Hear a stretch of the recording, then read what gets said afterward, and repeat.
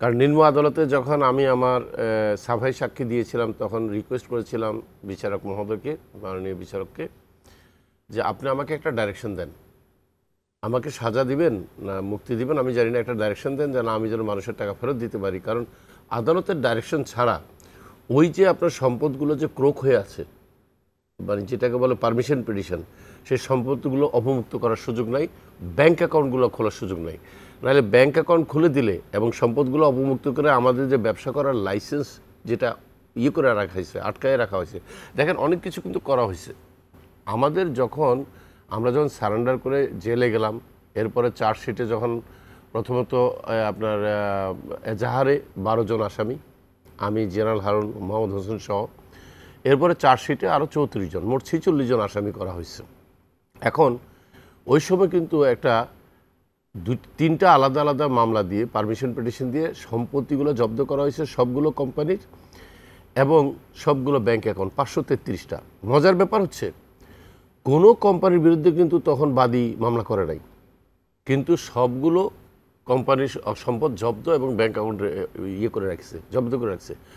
আমরা বুঝতে পারলাম না এটা কেন করছে। এখানেই শেষ না, কিন্তু আমাদের ট্রেড লাইসেন্স যেন রিনিউ করতে না দেওয়া হয় এ ব্যাপারে নিষেধাজ্ঞা দিয়ে গেছে বাদী। আমাদেরকে জয়েন্ট স্টকে যাতে আমরা কোনো ফাইল আপডেট করতে না পারি, মানে সব দিক দিয়ে আমাদের ব্যবসাটাকে টোটালি শাটডাউন করার জন্য নির্দেশ দিয়ে দিছে তারা। দেওয়ার পরে এখন আমরা বহুবার চেষ্টা করেছি, তখন বিভিন্ন সময় না আমাদেরকে জয়েন্ট স্টকও রেসপন্স করে না, সিটি কর্পোরেশনও আমাদেরকে এটা রিনিউ করে দিচ্ছে না। এই অবস্থায় আমাদের দীর্ঘ সময় পার হয়ে গেছে। কিন্তু আমরা কিন্তু সবসময় একটা কথা বলেছি, বিশেষ করে আমি এবং হোসেন, আমাদেরকে যখন রিমান্ডে নিয়ে যাওয়া হয়েছে আমরা কিন্তু একটা অনুরোধ করেছি যে আমাদেরকে আটকায় রাখেন, আপনাদের কোনো একটা ইচ্ছা আছে, আমাদের বিরুদ্ধে হয়তো আপনাদের আনসিন কিছু অভিযোগ আছে, আমরা আমাদের পক্ষ থেকে যা বলার বলবো, কিন্তু ব্যবসাটা চালু রাখার ব্যবস্থা করেন। তখন বলেই ফেলছে ব্যবসাটা আটকে রাখার জন্যই তো আপনাদেরকে আটকানো, তা আপনাদেরকে আটকে রেখে ব্যবসা ছেড়ে দিলে আর লাভ হলো কি? তার মানে দেখেন এরা কিন্তু লেগেছে শুধু আমার বিরুদ্ধে নয়, আমাকে কিন্তু একসময় একজন পরিচালক আমাকে এবং হোসেনকে বলছে এক কাজ করেন আপনারা দেশ ছেড়ে চলে যান, এয়ারপোর্টে নামাই দিয়ে আসি। আমি বললাম তাহলে বিষয়টা তাহলে আমরা না, আমাদেরকে তো ছেড়ে দিতে চাচ্ছে, তো বিষয়টা কি?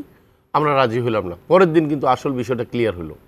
পরের দিন বললো যে আপনারা এক কাজ করেন, 2-1টা কোম্পানি আমরা বলে দেবো, এই 2-1টা কোম্পানি ছাড়া বাকি সব কোম্পানি বন্ধ করে দেন। তার মধ্যে একদম মেজর কোম্পানি যেটা বন্ধ করতে বলা হলো, যেটা ডাইরেক্ট সেলিং কোম্পানি, যেটার সাথে প্রায় 43,50,000 লোকের রুজি রোজগার জড়িত এবং তার সাথে আরও 2 কোটি লোক আছে কিন্তু পিছনে চিন্তা করলে, এই কোম্পানিটা বন্ধ করে দিতে হবে। তখন আমি বলেছি না, আমাদেরকে যাই দেন, এই কোম্পানি বন্ধ করলে বহু লোক বেকার হয়ে যাবে, আপনাদের ভোট নষ্ট হবে।